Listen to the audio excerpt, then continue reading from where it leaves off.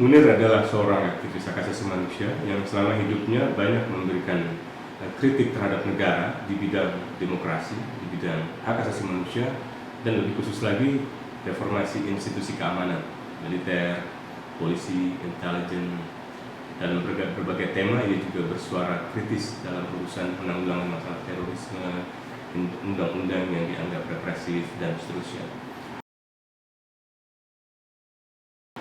Nah, pada 7 September 2004, dia berangkat ke Belanda untuk melanjutkan sekolah pasca sarjana di Utrecht, dan di tengah perjalanan dia ditemukan meninggal dunia. 65 hari kemudian, Indonesia mendapatkan pemberitahuan resmi melalui surat lewat Kedutaan Besar Belanda di Jakarta kepada Kementerian Luar Negeri bahwa hasil otopsi dan analisa toksikologi Institut Forensik Belanda itu menyimpulkan Munir meninggal karena sebab yang tidak wajar. Nah, sebab yang tidak wajar itu berupa kandungan racun arsenik dalam dosis yang sangat mematikan. Dosis yang sangat mematikan itu ditemukan di lambung, di saluran urin, dan di darah Munir. Di saluran urin dan darah itulah yang mengakibatkan nyawanya hilang.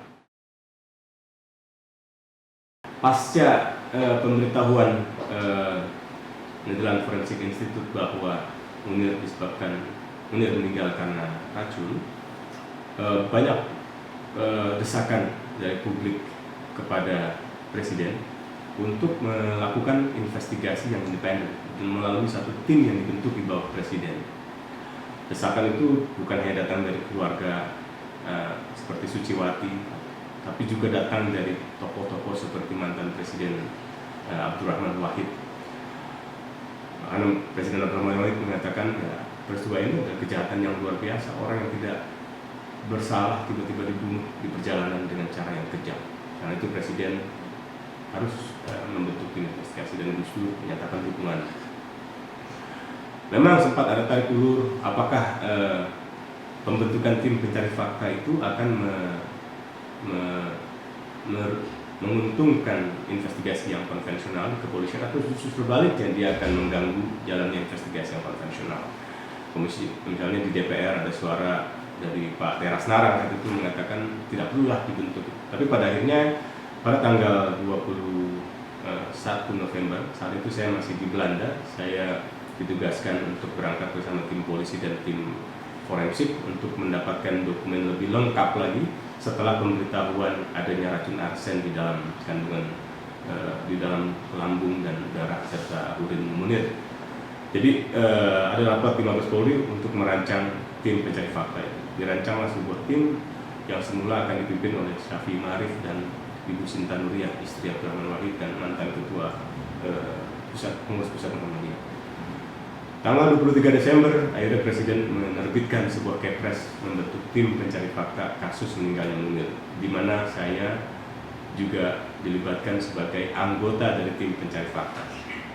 Mandatnya berbeda dengan ketika dibahas di Mabes Polri tanggal 21 November, sehingga sempat menimbulkan perdebatan apakah ini akan bisa mengungkap kasus Munir atau tidak, mengingat mandat yang begitu lemah. Ada dua orang yang keberatan waktu itu, Smita Noto Susanto dan Bambang Wijayanto yang sempat menjadi KPK belakangan ini. Akhirnya mereka tidak aktif dan sebagian yang lain tetap aktif dengan mandat yang begitu terbatas. Periode pertama, temuan tim pencari fakta menyimpulkan keterlibatan orang di dalam Garuda, mulai dari Polikarpus sampai dengan mantan Direktur Utama Garuda, Indra Setiawan. Periode kedua, tim pencari fakta banyak fokus kepada keterlibatan anggota Badan Intelijen Negara. Temuan-temuan tentang keterlibatan pejabat Garuda dan Badan Intelijen Negara itulah salah satunya yang menjelaskan mengapa laporan tim pencari fakta itu sangat penting. Dan saat itu di dalam Kepres memang sudah dikatakan secara tertulis bahwa pemerintah akan mengumumkan hasil dari tim pencari fakta. Hingga Suciwati, Kontras, dan LBH mengajukan permohonan kepada Komisi Informasi Pusat, mereka merasa laporan itu belum diumumkan, sehingga tuntutan kepada KIP adalah agar pemerintah mengumumkannya. Putusan Komisi Informasi Pusat menyatakan laporan itu adalah informasi publik sehingga harus diumumkan oleh pemerintah. Nah, muncul polemik setelah Kementerian Sekretaris Negara yang menjadi termohon mewakili pemerintah di dalam persidangan itu terus beralasan bahwa dokumen itu tidak dalam penguasaan Kementerian Sekretaris Negara. Dengan kata lain, banyak pihak menafsirkan berarti dokumen itu hilang. Dan jika demikian halnya, maka pemerintah tidak dapat mengumumkan menurut Kementerian Sekretaris Negara. Tapi banyak pihak, termasuk dari dalam pemerintah sendiri, terutama mantan-mantan pejabat pemerintah di era pemerintahan SBY, menyatakan tidak benar, tidak ada dokumen itu. Respon terakhir dari Presiden SBY dan para mantan menteri, mantan kepala Polri, mantan ketua tim pencari fakta yang berkumpul di rumah SBY itu menjelaskan bahwa tidak benar kalau dikatakan laporan itu tidak pernah diserahkan kepada pemerintah, sebab Presiden secara langsung menerima laporan hasil kerja tim pencari fakta. Dalam respon juga Presiden menekankan kembali apresiasinya atas kerja keras tim pencari fakta saat itu.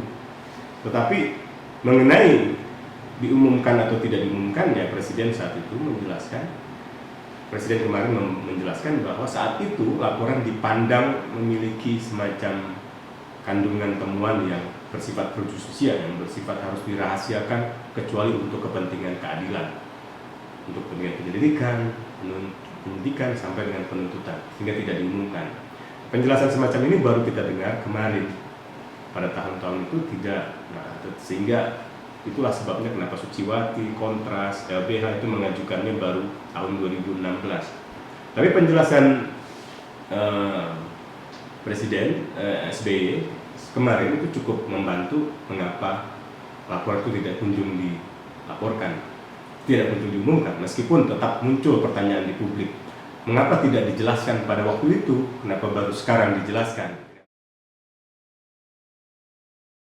Tidak ingin kita terus-menerus berputar di debat tentang dokumen hilang, tentang apakah pemerintahan saat itu serius atau tidak. Saya kira yang lebih konstruktif hari ini adalah bagaimana agar masyarakat mendesak pemerintah Joko Widodo untuk melanjutkan pengusutan kasus yang pernah dilakukan oleh pemerintahan SBY sebelumnya sampai tuntas.